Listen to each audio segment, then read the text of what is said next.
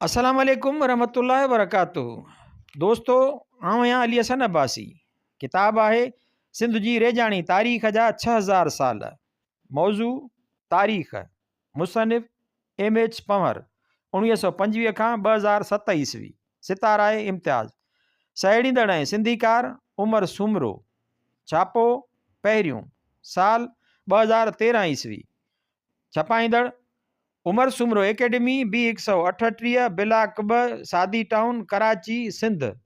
किस्त 25 बाब 28 करोड़नि जे राज में रेजाणी 1701 खां 1783 ईस्वी।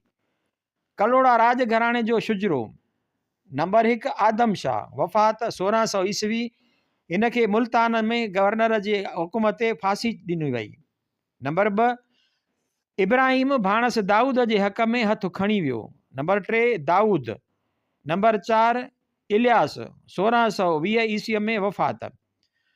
शाह अली या शाह मोहम्मद 1600 खां 1657-58 ईस्वी। नंबर 6 मियाँ नसीर 1657-58 खां 1691-92 ईस्वी। नंबर 7 दीन मोहम्मद 1691-92 खां 1699 ईस्वी। नंबर 8 यार मोहम्मद 1699 खां 1709 ईस्वी। नंबर 9 मीर मोहम्मद वफ़ात 1719 ईस्वी। नंबर 10 नूर मोहम्मद 24/11/1719 खां 1753 ईस्वी। नंबर 11 मोहम्मद ख़ान। नंबर 12 दाऊद ख़ान। 13 ताज मोहम्मद। 14 ग़ुलाम हुसैन। 15 मुरादियाब ख़ान 1753 खां 1757 ईस्वी। 16 अतुर ख़ान। 17 ख़ुदादाद ख़ान। 18 अहमद यार ख़ान। 19 ग़ुलाम शाह 1757 खां 1772 ईस्वी। 20 ग़ुलाम नबी 1775 खां 1776 ईस्वी। 21 अब्दुल नबी 1776 खां 1779 ईस्वी। 22 मियाँ सरफराज 1772 खां 1775 ईस्वी। महमूद ख़ान 1775 ईस्वी। 23 कलोड़नि जे इक़्तिदार ताईं उसरण जो ॻांढापो सिंधी कबीलनि जे ज़रई ज़मीन हथ करण लाइ कयल जिदोजहद सां जुड़े थो, जेका अरगूननि, तुर्खाननि ऐं मुग़लनि जे गवर्नरनि जे हथ में हुई। 1522 ईस्वीअ खां वठी जागीरदारनि ऐं मनसबदारनि खे विरछे ॾिनी वई हुई, जन मंझां घणा मीरक चवाणी ज़राअत खां अणॼाण हुआ ऐं उन खां बि वधीक रेजाणी ज़राअत ऐं सिंध में वाहन अॾण तोड़े उन्हनि जी सार संभाल लहण वारे सिरिश्ते खां अणॼाण हुआ। सिंधी कबीलनि मंझां घणे भाङे बाग़ी थी चुका हुआ ऐं धनार की मईशत ते आधारियल माल धाण ऐं चाण खे वञी लॻा हुआ। रुगो थोरा कबीला ऐं ज़ातियूं जेके रेजाणी हवाले सां चङनि हंधनि ते वेठल हुआ, जहिड़ोकि लाड़काणे, उत्तर दादू ऐं ठटे ज़िलनि वारा से रेजाणी ज़राअत खे लॻा रहिया। टिड़ियल पखिड़ियल हवालनि मंझां लॻे थो त पंवर ज़ात जे हिकु क़बाइली सरबराह सेवण जे गवर्नर जी ताक़त टुटण खां पोइ मक़ामी गवर्नर जा अख़्तियार पाण संभाले वरिता हुआ ऐं रेजाणी निज़ाम खे कंहिं हद ताईं सुधारियो आई, पर कबीलनि जी घणाई वरी बि लातालुक रही ऐं शरीक न थी। समा कबीला जेके फ़ातिहनि सां पौणी 2 सदियुनि 1522 खां 1700 ईस्वीअ ताईं पंहिंजे हक़ लाइ विढ़ंदा रहिया हुआ ऐं धनार थी विया हुआ, तन वटि अॻुवाणी न रही हुई ऐं छिड़ विछड़ थी विया हुआ। को मरकज़ी अॻुवान न हुजण करे उहे इक़्तिदार जी डोड़ खां ॿाहिरि हुआ। उहे ई विगोड़ी हालतूं हुयूं जन हलंदे कलोड़ा उसरिया ऐं उत्तर दादू ज़िले में पंवरनि खे हटाए पाण राजधणी थी विया। कलोड़ा मुग़लनि ख़िलाफ़ 1 सदीअ खां वधीक जिदोजहद करे चुका हुआ। उहे मौरूसी पीर हुआ ऐं संदन मुरीदनि मंझां घणाई डेरा गाज़ी ख़ान, मुज़फ़रगढ़, सिब्बी ऐं कच्छी जे बलोचनि जी हुई। उत्तर ओलहंदे सिंध में पिणु संदन मुरीद हुआ। ही वाहन ठाहिण जा उस्ताद हुआ ऐं जीअं अॻिते ॾिसंदासीं त 1701 खां 1754 ईस्वीअ ताईं 700 खां 1000 नवां वाह अॾे वरिताऊं ऐं पुराणनि खे नऊं सऊं करे ठाहे वरिताऊं। हिननि लाड़काणे उत्तर दादू ज़िलनि ते कब्ज़ो कयो ऐं शिकारपुर ख़ुदाबाद खे पंहिंजी राजधानी बणायाऊं। मुग़लनि जे मुल्तान में गवर्नर शहनशाह औरंगज़ेब जे सभ खां वॾे पुट गोॾा खोड़िया ऐं मसलियत तौर खेनि 1701 ईस्वीअ में सरकारी गवर्नर करे मञियाई। कलोड़ा ॾींहों ॾींहों अॻिते वधंदा विया ऐं वधि खां वधि इलाइक़नि ते कब्ज़ा कंदा विया। 1708 ईस्वीअ ताईं उहे सॼी सिंध जा वाली बणिजी चुका हुआ।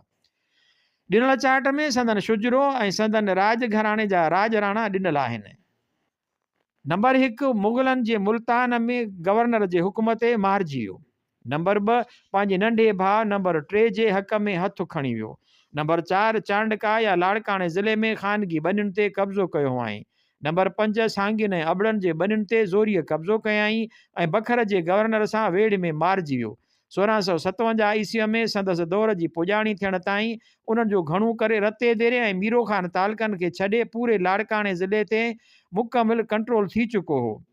नंबर 6, मेहड़ ऐं ककड़ तालकनि में वधि ॿनियूं कब्ज़े करणु शुरू कयाईं, पर ॻाड़ीअ वारे मीर मोहम्मद पंवर सां वेड़ में जंहिंसां सिबीअ जे गवर्नर मिर्ज़ा ख़ान जो साथ हो, मुग़लनि गिरफ़्तार कयसि, खेसि दिल्लीअ मोकिलियाऊं, जितां कनि वाइदनि वचननि ते पोइते मोटण जी मोकल मिलियसि। जनता अॻिते हली फिरी वियो। सेवण जे गवर्नर खां लाखाट ठीके में वरिताईं।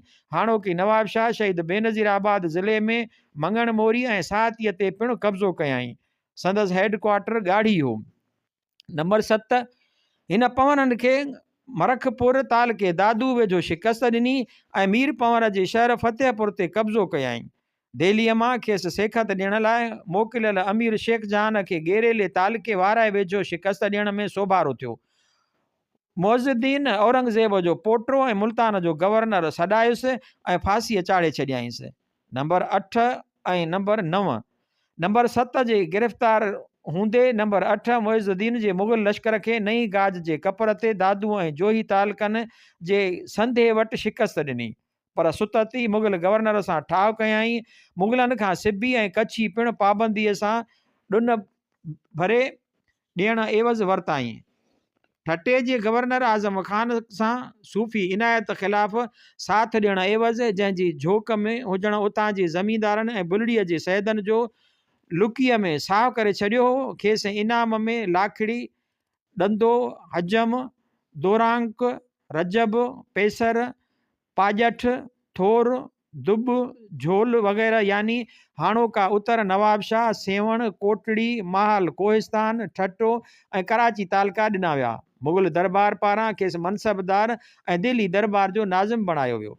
नंबर 10, नंबर 10 जे दौर में सॼी सिंध 200 सालनि में पहिरियों भेरो ॿीहर हिकु थी। हिन दाऊद पोटनि खे 1723 खां 1726 ईस्वीअ वारनि जंगुनि में शिकारपुर मां निकाली ॾिनी। ठट्टो सरकार 3 लखनि एवज़ उतां जे आख़िरी गवर्नर सादिक खां वरिताईं। कराची ख़ान ऑफ कलात खां ख़रीद कयाईं। शोरनि जो शोरश दॿाए नंबर 8 पारां फतेह कयल महाल कोहिस्तान ते पंहिंजो इक़्तिदार पको कयाईं।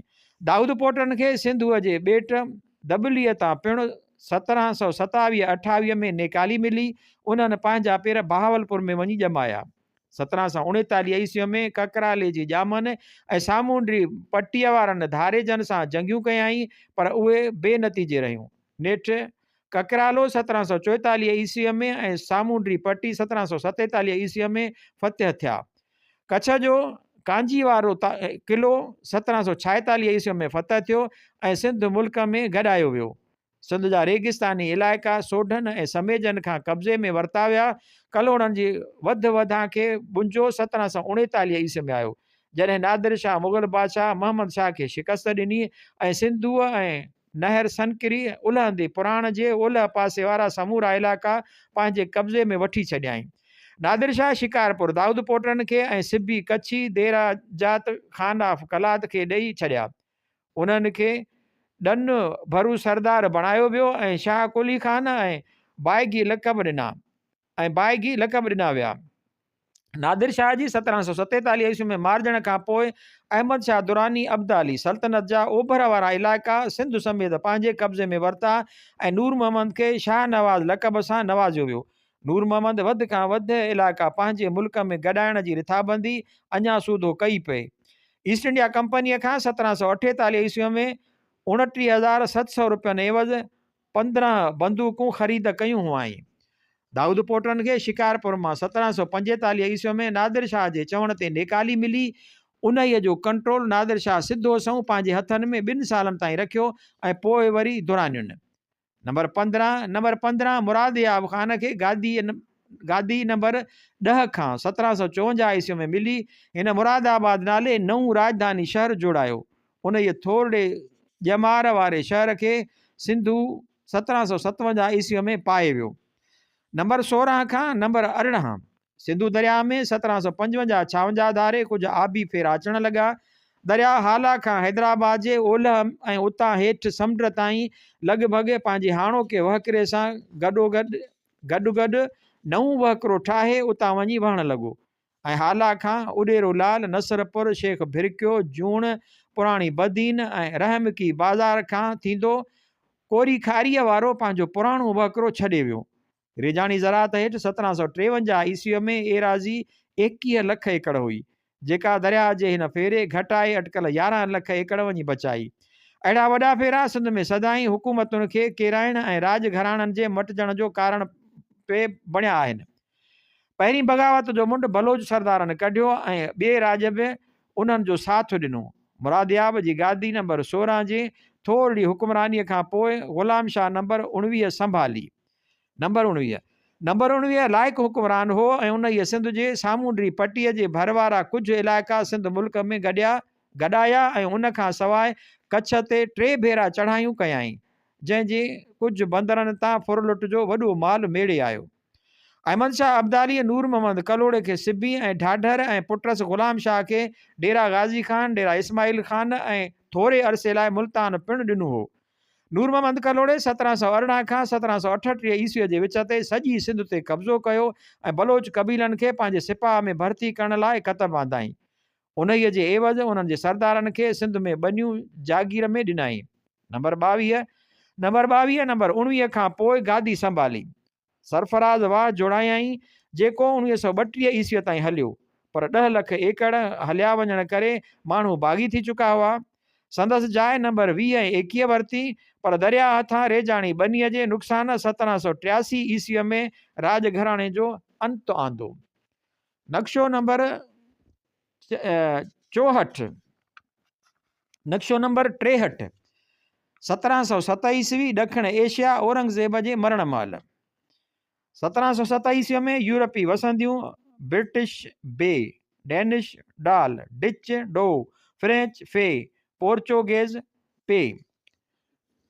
नक्शो नंबर 64 1739-40 ईस्वी नादिर शाह पारां हिंद ऐं सिंध ते कयल काहुन जा घस। हिननि जी कामयाबीअ जो राज़ वाहन जे निज़ाम खे तकिड़ो बहाल करण ऐं आबादगारनि खे उन्हनि ते वसाइण में आहे। कलोड़नि जे दौर में सिंध में पोखीअ हेठि एराज़ीअ बाबति अलॻि अलॻि अंदाज़ा आहिनि। लैम्ब्रिक जे ख़्याल में उहे 30 लख एकड़नि जे अंग ताईं पहुची विया हुआ, जॾहिं त छबलाणी जे ख़्याल में उहो अंग 21 लख आहे। हीउ लेखक 21 लखनि वारी मुहतात अंदाज़े खे मञे थो, छाकाणि त ॻोठाणे समाज में बनीअ जे हर एकड़ लाइ अटकल 1.5 माण्हू घुरिजे ऐं 1.5 माण्हू ई मथसि पलबो। ऐं 1757 ईस्वीअ ताईं जॾहिं कलोड़नि जे राज में पोखी पंहिंजे चोट ते पहुती हुई, सिंध जी आबादी 30 लखनि खां मथे न थी सघी हूंदी। कलोड़नि कहिड़ा वाह अॾिया, तंहिंजो पतो तहक़ीक़ सां ई पइजी सघे थो। सर चार्लिस नेपियर जे वाहन वारे खाते कुझु रिकॉर्ड गॾु कया हुआ, जेके सुत थी विञाइजी विया। वरी कॾहिं बि उन ॼाण खे मेड़े हिकु हंधि गॾु करण जी का कोशिश न थी। जेका थोरी घणी ॼाण मौजूदु आहे, तंहिं आधार कलोड़नि हेठियां वाह कोटराया। शाह जी कोर नूर मोहम्मद कलोड़े जे वज़ीर शाह बहारे अॾराई। नुसरत वाह नुसरत खान चांडिए नूर मोहम्मद कलोड़े जे ॾींहंनि में खोटरायो। मुराद वाह मुराद खान कलोड़े खोटरायो। फ़ैरोज़ वाह फ़ैरोज़ वीर कलोड़ा राज घराणे जे ॾींहंनि में खोटरायो। सरफराज़ वाह मियां सरफराज़ कलोड़े खोटरायो। बाग वाह सियाल ज़ात जे बाग नाले शख़्स खोटरायो, जन खे कलोड़नि सिंध में आंदो हो। नूर वाह बेगारी वाह मां नूर मोहम्मद कलोड़े खोटरायो ऐं संदसि नाले पुठियां नालो पियुसि। नूर वाह घाड़ मां नूर मोहम्मद कलोड़े जे दौर में खोटरायो वियो। नूर वाह उल्हंदे नारे मां ही पिणु नूर मोहम्मद कलोड़े जे दौर में खोटरायो वियो। हीउ आमतौर ॿारो वहंदो रहंदो हो, जीअं उल्हंदो नारो वाह पंहिंजे पुछड़ीअ वटि हूंदो हो, जिते उहो लेट आर सॼो साल पाणी ॾेई सघंदो हो। उन ई नूर वाह खे अॻिते हली अंग्रेज़नि सिंधूअ मां पाट खां मथां नासराणी वेझो मुंहुं ॾिनो। ही नूर वाह संदन राजधानी ख़ुदाबाद खे पाणी ॾींदो हो। बेगारी जीअं नाले मां ई लॻे थो त वाह बेगारी आहे, ज़ोरीअ छेड़ ते खोटरायो वियो हो ऐं थी सघे थो त कलोड़नि जे दौर जे अवाइली ॾींहंनि में वहणु शुरू थियो हुजे। जंहिं मंझां 2 नंढा वाह नूरवाह ऐं सोनवाह निकिता। शरवाह शर कबीले जे नाले सां सॾिजंदड़ ही वाह हाणे गुड्डू बैराज में रलिजी शरकोट शाख थी वियो आहे। को अणॼातल वाह जंहिंखे टालपुरनि छॾे ॾिनो हो ऐं नऊं सऊं थी बिर्ग वाह थियो। रजब घिटी घट वाह मक़सूदा वाह जेको कंहिं ज़माने में सिंध ढोरे खे भरींदो हो ऐं टालपुरनि जे दौर में बेकार थी वियो। तंहिंखे जेकबाबाद वरी वहायो ऐं जेकब वाह सॾजणु लॻो। हिनखे पछाड़ी 1873 ईस्वीअ में डेज़र्ट वाह जो रूप ॾिनो वियो। सोनवाह मथे ॿुधायल आहे बेगारीअ मां निकिरंदो हो। मिर्ज़ा वाह गुणंग वाह जेको अॼु ताईं पंहिंजे मुंहुं आब कलाणी वाह आहे। सिंधुअ मां उत्तर सिंध में निकिरे थो। आब कलाणी वाह फाट सॾिबा आहिनि। घाड़ काछे जे मींहं ते वहंदड़ नए मां सिंधुअ ॾांहुं ईंदड़ को कुदरती नेकर थो लॻे। थी सघे थो कलोड़नि कढियो हुजे या अञा बि मतां समन जे दौर वारो अबड़ो वाह हुजे। उलहंदो नार सिंधु दरिया जी कुदरती चाढ़ हो ऐं कलोड़ा टालपुर दौर में वहंदो हो। ॾाते खुहावड़ ठहराई। शाह जी कोर नूर मोहम्मद कलोड़े ठहराई। नवलखी दादवाह ऐं ढामिड़ो वाह सभु सिंधुअ जा पुराणा वकरा जन खे कलोड़नि वाहन में तब्दील कयो। गुंगड़ो सिंधुअ जे हिकु कुदरती छाड़ जेका थी सघे थो कलोड़नि 1758 ईस्वीअ खां पोइ वहाई हुजे जॾहिं सिंधु हालनि खां हेठि पंहिंजो हाणोको वहकिरो वरितो। बघाड़ सिंधुअ जे 1699 ईस्वीअ में हिकु कुदरती छाड़ थी सघे थो। 1758 ईस्वीअ खां पोइ ॿारो वंदड़ धारा न रहियो हुजे ऐं उन ई करे मैं ग़ुलाम शाह कलोड़े वाह करे वहायो हुजेसि। साॻी ॻाल्हि ओचितो या हजमिड़ो ऐं कलरी वाहन लाइ बि चई सघिजे थी। मखी डंड मां मिठड़ाऊ दीन ऐं हेरण नाले 3 वाह जेके तॾहिं चालू थिया जॾहिं 5 उभरंदे नारे खे सिंधुअ मां रोड़ीअ खां ओभारे पासे नऊं मुंहुं ॾिनो। थी सघे थो सूमरनि ऐं समन जे जुग जा पुराणा वाह हुजनि ऐं उहो बि थी सघे थो त हेकड़ ॿेकड़ ई कॾहिं वहंदा हुजनि जॾहिं सिंधु ऐं सुतलज जे छर जो पाणी उभरंदे नारे में अची पवंदो हुजे। ही ग़ुलाम शाह कलोड़े जे दौर में घणो करे कॾहिं कॾहिं इस्तेमालु थींदा हूंदा छो त रिपोर्टनि मुताबिक़ उन खे ई ॻणती हूंदी हुई त छर जो पाणी उभरंदे नारे मां पराण रस्ते कच्छ ताईं न पहुचणु घुरिजे।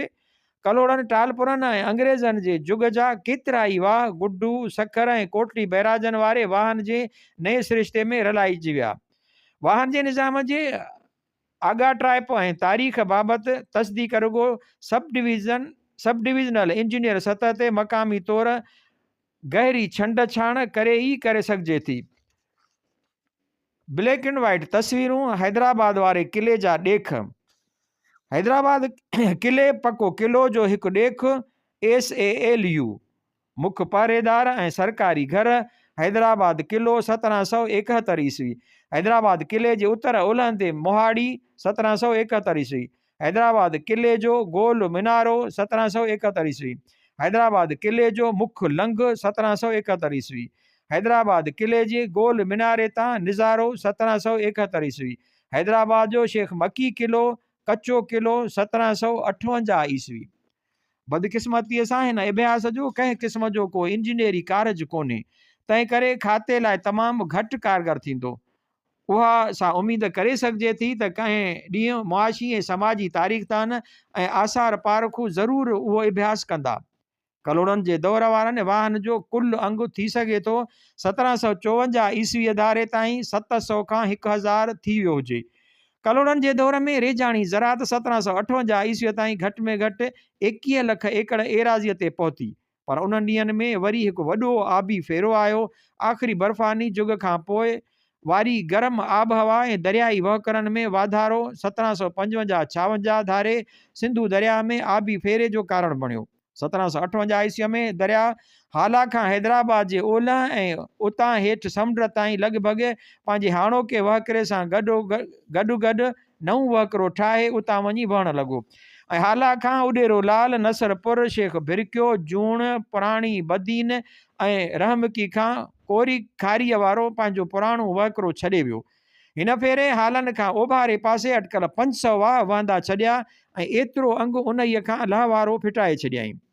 रेजाणी ज़रात हेठि एराज़ी 1753 ईस्वीअ में 21 लख एकड़ हुई, जेका दरिया में आयल हिन फेरे जे करे घटिजी अटकल 11 लख एकड़ वञी बीठी। ग़ुलाम शाह जी दावा ते अहमद यार ख़ान ऐं अतुर ख़ान एतराज़ वारियो। अतुर ख़ान अहमद शाह दुरानीअ खां सनद वठण में कामयाबु थियो ऐं ग़ुलाम शाह संदसि हक़ में हथु खणी वियो। उहो मामरा न हलाए सघियो, जंहिंजो बुनियादी कारण उहो हो त आबी फेरा अञा हलिया पे ऐं दरिया अञा ताईं पूरी तरह हिकु हंधि जटाए न बीठो। तंहिं करे बलोच सरदारनि वरी ग़ुलाम शाह खे अचण लाइ चयो, जंहिं पंहिंजे ॿिन्ही भाइरनि खे शिकस्त ॾिनी ऐं उहे हथु खणी विया। अहिड़ी रीति 1759 ईस्वीअ में बिना तकरार गादी संभाले आई। सिंधू दरिया जे नए वहकिरे जी पहुच में ईंदड़ नयनि ॿनियुनि ते वसंदियूं वसण शुरू थी वियूं। आम ॾींहंनि में ईअं थियण में 50 साल लॻी वेंदा आहिनि। भंडार ख़ज़ानो भरण लाइ ककराले जे ॼामनि ते 1760 ईस्वीअ में ऐं कच्छ ते 1761-62 ईस्वीअ में केतिरियूं ई चढ़ायूं कयाई ऐं वरी 1864-65 ईस्वीअ में ककरालो सिंधड़ी ऋण कच्छ में 1819 ईस्वीअ वारी धरती धोॾ में ॿुॾी तबाह थी वियो। लखपत ऐं बस्ता फतेह करे ऐं पंहिंजे बादशाहीअ में गॾाए छॾियईं ऐं अहिड़ी रीति ऋण कच्छ जो वॾो इलाइक़ो पंहिंजे अख़्तियार हेठि आणे छॾियईं। उन दौरान घरू झेड़ा कलोड़नि खे वकोड़े विया ऐं अॻिलनि 25 सालनि ताईं उहे उन्हनि में फाथा रहिया ऐं तॾहिं टालपुरनि हिन राज घराणे जी जाइ वरिती। अंग्रेज़ तारीख़दाननि वटि कलोड़नि जे वाहन जे इंतज़ाम लाइ वॾी इज़त ॾिसिजे थी ऐं एसी ताईं जो 1737 ईस्वीअ में लैम्बर्क चयो त अंग्रेज़ सरकार 1930 ईस्वीअ ताईं पंहिंजे राज जे 87 सालनि में ओतिरो मसक करे सघी आहे जेतिरो कलोड़ा अॻे ई 18वीं सदीअ जे विच ताईं करे विया हुआ। 1758 ईस्वीअ ताईं जेकॾहिं लैम्बर्क पारां कथियल रेजाणी एराज़ीअ जी 30 लख एकड़नि वारे अंग जी जाइ ते छबलाणीअ जो मुहतात कथियल अंग 21 लख एकड़ रखिजे, तॾहिं बि सिंध जी आबादी अटकल 30 लख हूंदी। छबलाणी सम्झे थो त 1600 ईस्वी धारे सिंध में पोखीअ हेठि एराज़ी 13 लख एकड़ हुई, जंहिं मंझां उगाड़ियुनि जे लाॻू शरह फी एकड़ पैदावार ऐं अन्न जे मुल्ह जे हिसाब सां वक़्त जी सरकार खे 66,215,395 उगड़िया हुआ, जीअं आइन अकबरी में ॼाणायो वियो आहे। उन ई हिसाब सां सिंध जी आबादी 1600 ईस्वीअ में 19 लख माण्हू हूंदी। औरंगज़ेब जे ॾींहंनि में उन हक़ीक़त खे ध्यान में रखिजे त ठटे सरकार मां 1665 ईस्वीअ में आमदनी नाणे जो मुल्ह घटिजी वञण जे बावजूदि घटिजी 1600 ईस्वीअ वारी आमदनीअ जी 20% जेतिरी वञी बची हुई, त पोइ सिंध में पोखीअ हेठि एराज़ी पक सां अञा बि घटिजी अटकल 5 लख एकड़ वञी बची हूंदी। उन लेखे सवलाईअ सां चई सघिजे थो त कलोड़ा राज घराणे पारां सिंध में 1701 ईस्वीअ में राज संभालण खां पहिरियां उन जी आबादी कंहिं सूरत में 12 लखनि खां मथे ऐं पोखीअ हेठि एराज़ी अटकल 7 लखनि एकड़नि खां मथे न हूंदी। वरी 1522 ऐं 1701 ईस्वीअ जे विच वारी सूरत हाल जी ॼाण लेखे सवलाईअ सां चई सघिजे थो त समन जे दौर में कुल आबादी 24 लख एकड़ हूंदी ऐं पोखीअ हेठि एराज़ी 16 लख एकड़ हूंदी। विच वारनि 179 सालनि में निरुगो सिंध जे पोखीअ हेठि एराज़ीअ में लाथिया आई, पर आबादी पिणु घटिजी वई। साॻियो ई वर्जा 1758 ऐं 1843 ईस्वीअ जे विच ते थियणो हो, जंहिंजो कारण नई सूरत हाल हुई, जंहिं बाबति सुई सॻे समेत पेराइता अंग अखर रिकॉर्ड रिपोर्टूं ऐं सफ़रनामा मौजूदु आहिनि। उहो आहे टालपुर दौर, जंहिं बाबति ॼाण हिन खां अॻिते ॾिनी वई आहे। सिंधू दरिया जे वहकिरे में फेरो ऐं सिंध में कलोड़ा सरकार जो किरण 1758 खां 1783 ईस्वीअ जा नतीजा। सिंधू दरिया जे वहकिरे में 1758 ईस्वीअ में आयल फेरे वाहन ते थींदड़ पोखी 21 लखनि एकड़नि मां केराए 11 लख एकड़ वञी बचाई। साॻिए वक़्तु वरी थधि बि थी वई, ख़ासि करे 1760 ईस्वीअ खां पोइ ऐं पोखीअ हेठि एराज़ी ख़ातिर ख़्वाह वधी न सघी चिटो थी वियो त खाधे जी पैदावार अध ताईं घटिजी वई हूंदी, आबादी पिणु घटिजी अधु वञी बची हूंदी ऐं ईअं बुख बीमारियूं ऐं मौत पिया हूंदा। मतिलबु त उन जे नतीजे में जियापे जी जंग लॻी वई। कलोड़नि राजधणियुनि भायो त संदन आंदल ऐं जागीरूं ॾेई वसायल बलोच कबीला घणो ज़ोर वठी विया आहिनि ऐं खेनि ॾुखिया पिया पवनि, सो उन्हनि जो ज़ोर टोड़ण जी कोशिशि कयाऊं। ॿिए पासे बलोच कबीलनि ॾिठो त उहे पंहिंजे मिटनि माइटनि खे बुख मरण खां तॾहिं ई बचाए सघनि था जॾहिं घणे भाङे ॿनियूं फॿाए वठनि। उहो डार्विन जे जियापे लाइ जतन वारो किसो हो। उहा हक़ीक़ी घरू वेड़ हुई जंहिंजो मुंड मियां मुरादियाब ख़ान जे जाइ ते ग़ुलाम शाह खे आण थियो ऐं हाणे उहा राजधणियुनि खां खुली जंग बणिजी वई। जन पिण मुख़्तलिफ़ हिरफ़तूं हलायूं मदद ख़ान खे घुराइण समेत, जंहिं वरी बलोच सरदारनि जो ज़ोर टोड़ण लाइ सॼी सिंध खे फुरियो लुटियो। आख़िरी घुमरीअ में टालपुरनि कलोड़नि खे तड़े ॿाहिरि कढियो ऐं घणे भाङे ॿनियूं पाण में विराए खयाऊं। कुझु ज़मींदारनि खे ज़मीनूं टैक्स भरे ॾियण एवज़ रखण जी मोकल ॾिनी वई। आबादी जेका 1758 ईस्वीअ में अटकल 30 लख हुई, घटिजी 14 लख वञी बची, जीअं अंग्रेज़नि अची 1843 ईस्वीअ में ॾिठी। अंग्रेज़नि रेजाणी निज़ाम में बद इंतज़ामिया जो ॾोह टालपुरनि ते ॾियनि था। उहो इल्ज़ाम दुरुस्त नथो लॻे, छाकाणि त दरिया में पाणीअ जी सतह थधि जे करे जेका 1850 ईस्वीअ ताईं हली एतिरी त ढरी थी वई हुई जो कलोड़नि जा वाह जेके छवाल वेकिरा हुआ से सुसी पंहिंजी वेकर जे 3 पतीअ जेतिरा वञी बचा हुआ। कलोड़नि हथां पोखीअ हेठि एराज़ीअ जे वधण जो कारण सिंधूअ में ईंदड़ घणो पाणी हो, जंहिंखे न वॾी हथी ॾिनी। उन ई कम में अॻिते बुनियादी तरह सां कुड़मी आया, जन पंहिंजी रज़ा ख़ुशीअ सां बिना एवज़े वाह खोटरिया ऐं उन्हनि जी खाटी खईं त जीअं उहे लाॾाऊ धनार वारनि मईशत मां जिंदु छॾाए वसी वेही ज़रात करण वारी मईशत ॾांहुं टपी सघनि। उहा हथी टालपुरनि जे दौर में न हुई। मीरनि हाला जे ॾखण पासे वारो वाह खोटरायो हुयो। उन में को शक कोन्हे त उन्हनि रेजाणीअ लाइ पंहिंजे वस हेठि वसीलनि जहिड़ो जेतिरो पाणी आयो पिए ऐं जेतिरो सिंधू चढ़ियो पिए तंहिं पंहिंजी पती मिलाई हुई। कलोड़नि ऐं टालपुरनि विच में उन समूरी छिकताण में जंहिं दुर सभ खां वधि भोॻियो से हुआ आबादगार, जन खे संदन ॿनियुनि लाइ पाणी मिलणु बंदि थी वियो ऐं धनार वञी थिया ऐं होरियां मौत जे वर चढ़ंदा विया, छाकाणि त खेनि ताते सघण जेतिरा चरागाह बि न बचिया हुआ।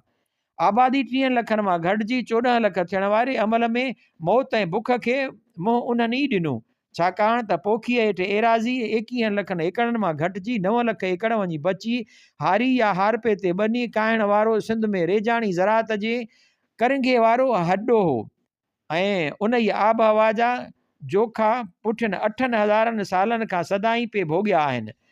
थोरनि लफ़्ज़नि में जेकी कुझु थियो तंहिंजो ॾोह न कलोड़नि खे ॾेई सघिजे थो ऐं न टालपुरनि खे। उहो धुरियुनि पारां उन अहिड़ी सूरत हाल में जॾहिं हर ॿियो माण्हू बुख विघे मरणो हो, जियापे लाइ जतन ऐं जो अॻे सो तॻे वारो किसो हो।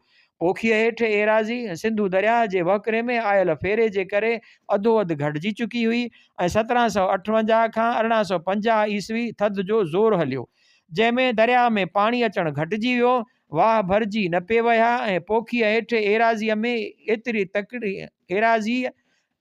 एतिरी तकड़ी न पे आई जो सूरत हाल में फेरो आणे सघिजे। थुले लेखे ईअं चई सघिजे थो त जॾहिं सूरत हाल अहिड़ी हुजे जो हर ॿियो माण्हू मरणो हुजे तॾहिं का इख़लाक़ियात नाहे हलंदी त केरु थो कंहिंखे मारे। जियापे लाइ जतन ऐं जो अॻे सो तॻे जो उहो ई उसूल हूंदो आहे। नंढियुनि नंढियुनि ॻाल्हियुनि ऐं कूड़नि बहाननि ते हिक ॿिए जो कोस करण जो ॾोह न कलोड़नि ते ॾेई सघिजे थो ऐं न टालपुरनि ते, ॿई हिक जेतिरा ई बेॾोही आहिनि। तस्वीरूं उमरकोट, नऊंकोट, कोट ॾिजी, रनीकोट, बखर ऐं मुग़लनि जो ॻाढ़ो लाल किलो। सोढनि जो ठारायल उमरकोट घणो करे 1000 सालनि खां वधीक पुराणो। नऊंकोट 1814 ईस्वीअ में मरमत कई वियसि, असुलु सोढनि जो ठारायल। दहलीअ में मुग़लनि जे लाल किले जो पखीअ जी अखि वारो ॾेख 1770 ईस्वी। कोटड़िजी किलो जे शहर पनाह भित SALU, रनीकोट किलो, बखर किले जो हिकु लंघ 1100 ईस्वी। हिकु आर्टिस्ट पारां ठाहियल रनीकोट किले जो चिट ही दुनिया जो वॾे में वॾो किलो हुजण जी दावा कई वञे थी। ॿाहिरीं भित जे घेर अटकल 24 किलोमीटर अथसि। 45 क़ब्ले मसीह खां 100 क़ब्ले मसीह जो APR। ब्लैक एंड वाइट तस्वीरूं, चौखंडी ऐं ठिकर जूं ॼारियूं। चौखंडी क़बरूं वारो हुनुर 14 खां 18 सदियुनि में अवाइली पथर कोर मां सरजियो ऐं समन, अरगूननि, तुर्खाननि ऐं मुग़लनि जे पथर कोर मथसि पंहिंजो असरु छॾियो। सूरजमुखी चयो वेंदड़ असुल में कंवल आहे, छो त सूरजमुखी पुराणी दुनिया में न हो ऐं ॾखिण एशिया में पोर्चुगेज़नि 16वीं सदीअ में आंदो। 862 ऐं 863 ते जामेट्रियाई डिज़ाइनूं हिक ई हंधां निकितल थियूं लॻनि। कारब विधल कुंगरनि वारी सिर, चौकी या आम सिर, घणो करे क़बर या इमारत जे ओले जी भित या कार्निस लाइ कंहिं औज़ार सां गोल नमूने जा गुल ठपियल अथसि। Lord museum. ठिकर जी ॼारी, लॉर्ड म्यूज़ियम बद्दीन। नक्शो नंबर 65। 1837 ईस्वी सिंधुअ जे बेटारी डेल्टा जो ख़ाको लेफ्टिनेंट TG कार्लेस IN पारां ठाहियल। सनती औज़ार। घाणू सिंध अजायब घर हैदराबाद। चरखो 18वीं सदीअ जो चरखो।